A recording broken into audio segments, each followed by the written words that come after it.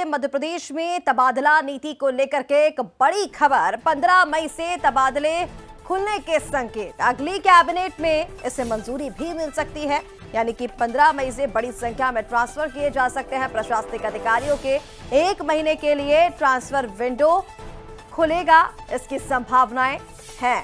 अगली कैबिनेट की बैठक जब होगी तो इसे मंजूरी मिल सकती है। स्कूल शिक्षा विभाग में सबसे ज्यादा तबादले होने हैं। स्वैच्छिक ट्रांसफर सीमा बढ़ाने पर भी मंथन होगा।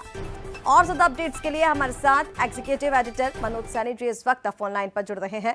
मनोज जी, 15 मई से तबादले खुलने के संकेत मिल रहे हैं और ये कहा जा रहा है कि अगली कैबिनेट में निश्चित तौर पर इसे मंजूरी मिल सकती है।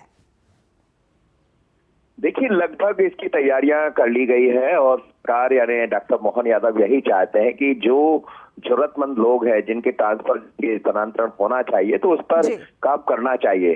कई बार हम देखते हैं कि बहुत आवेदन आते हैं साल भर में विधायक के पास, मंत्री के पास, प्रभारी मंत्री के पास, तो उन्होंने वही कहा है कि एक निर्धारण उसका हो जाए, जो जरूरतमंद लोग हैं उनके ट्रांसफर किए जाए। लेकिन अब संभावना ये बन गई है कि 15 मई के बाद कभी भी ट्रांसफर नीति जो नई आना है, अगली कैबिनेट में नई नीति आ जाएगी और उसके आधार पर ट्रांसफर होंगे। सबसे ज्यादा स्वास्थ्य और शिक्षा में हम देखते हैं ट्रांसफर की बात होती है और इसलिए ये भी कहा जा रहा है कि शिक्षा विभाग की एक अलग से नीति बनाई जाएगी।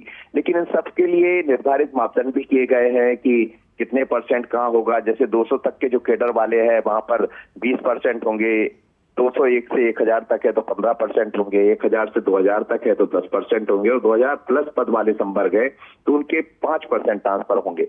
बड़ी बात यह भी है कि जनगणना में जिनकी ड्यूटी लगी है उनके ट्रांसफर नहीं किए जाएंगे। तो सरकार ने मन बना लिया है। कल कैबिनेट में इस पर बात भी हुई और मुख्यमंत्री ने इसके एक तरह से कहा जाए तो सामान्य प्रशासन विभाग ने इसकी तैयारियां भी कर ली है और आने वाले दिनों में आपको ट्रांसफर होते नजर आएंगे। तो राहत भरी खबर है उन कर्मचारियों के लिए जिनके ट्रांसफर होना।